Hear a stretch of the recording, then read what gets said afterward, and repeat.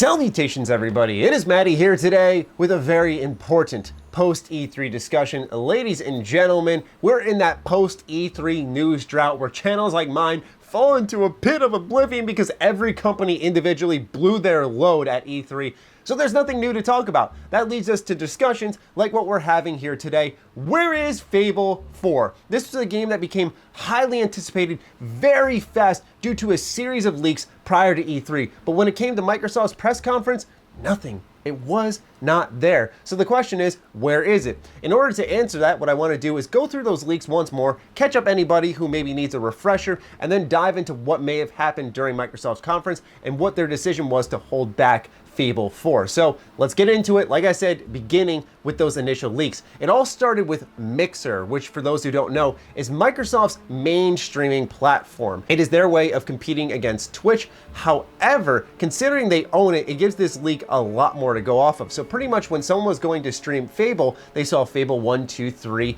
and then Fable 4 was also an option. And Fable 4 had been rumored long since 2017 when they said that Playground Games actually may be working on this title. So to me personally, I thought that was it. It's a done deal right there. Fable 4 is happening. It's Microsoft's platform leaking it. It makes sense. There are previous rumors that would be confirmed by other news sources. So it just seemed like this was more support for what we already knew was happening. Furthermore, after all of that, we had a leak that came out on Reddit where there was some gameplay of Fable 4 that was quickly taken down everywhere by Microsoft, which I think led to it being a lot more believable. If it was fake, maybe they would have left it or ignored it or not even known about it. But since they found out about it, they quickly ripped it down everywhere across the internet. But that didn't stop Reddit posters from letting people know what was in this gameplay. And apparently it was awful quality. And now I think this is the weaker of the two leaks because we didn't actually see a lot of it. There was only a couple of people posting on this Reddit thread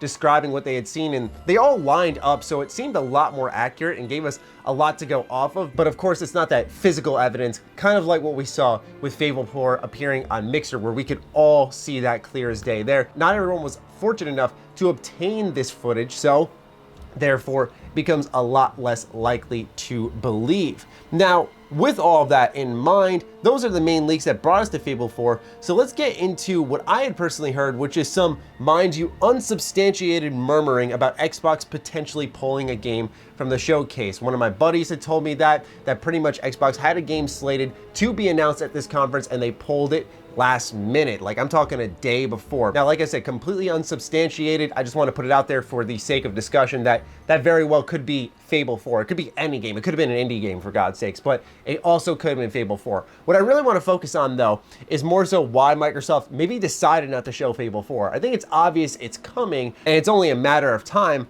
but why not reveal it this year?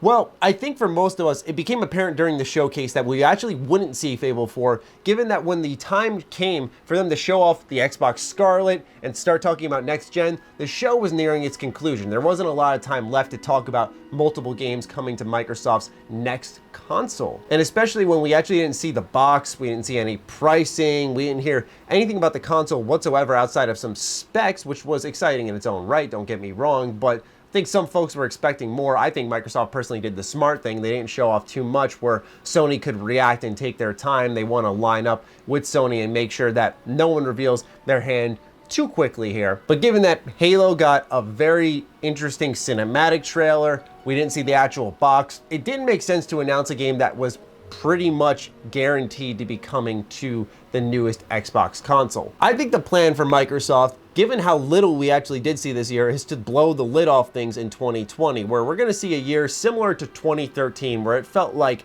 every big exciting game was coming out every single week of the year. Now, our industry has become even more fast-moving over all these years, where we're seeing more games than ever. And between now and when we officially even hear about Fable 4, I can guarantee there'll be hundreds, thousands of games that do release. So this is what our industry has turned into. In 2020, we could already tell by this year's E3, if anything, that it's going to be a packed first half of the year. With that said, in general though, this E3 also highlighted that it was a down year, and that's mostly because most major announcements would have actually been a reach. They're probably games that are slated for fall 2020, mid 2020, or maybe early 2021. And so that's why we saw a rise in cinematic trailers this year. For example, we saw Elden Ring, which, mind you, FromSoft just released a game a couple of months ago. They really had no business announcing another new one. While it's tremendously exciting and I cannot wait for it, it sounds like a game completely up my alley, while Sekiro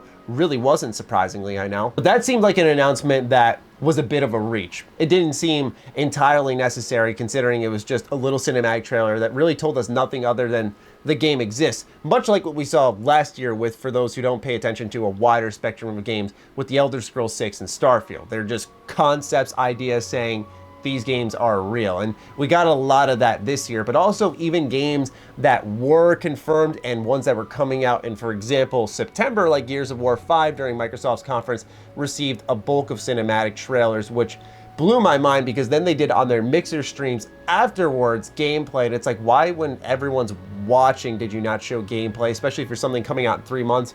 Really weird decision there. But anyway, this was a down year ultimately for E3, and that's because it would have led to a lot of reaches for announcements, where next year will be a much bigger E3, and where I think it will line up with Microsoft's plans to, for example, come out on stage, and instead of showing a cinematic trailer for Halo and Fable like we would have got this year, we get full-on gameplay for both, alongside all the other studios that have joined Xbox recently, and getting extensive looks at smaller, neat titles slated for 2020 that were revealed this year, such as Spiritfarer and RPG Time: The Legend of Right. Seriously, if Microsoft's conference did anything, it shined a light on a lot of neat, cool little games that you would have expected to be out a little bit sooner, so that was a little disappointing, but still, those are things that are really going to add to the console, to the experience come next year. And I think it's going to be those games like Spiritfarer, Legend of Right once again, that are going to exit my mind, because like I said, such a fast moving industry, there's so much now, and stuff coming out every single week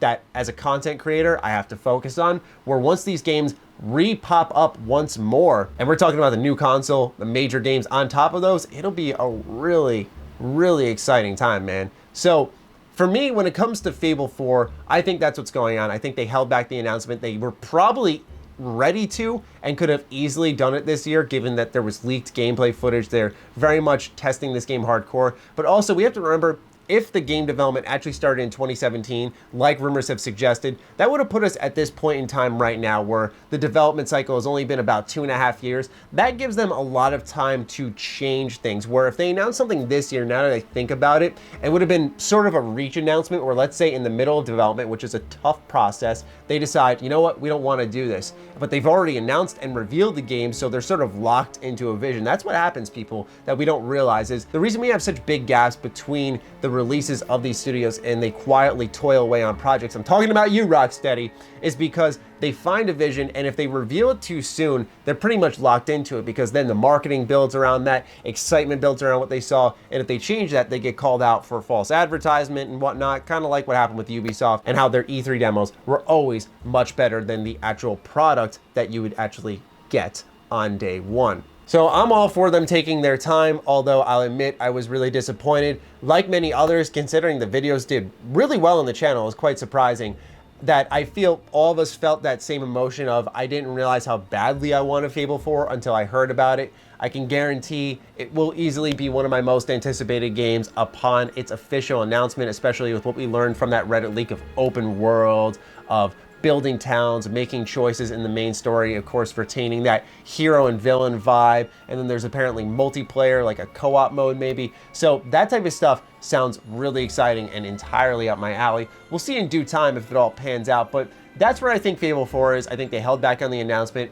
made sure they have all their ducks in a row so that next year they can really build excitement for Xbox. I think what we saw this year was a fine job for Microsoft at E3 2019, where, you know, they did enough. I think they could have made some more reaches, pushed things forward a little bit more, and taken full advantage of Sony not being there.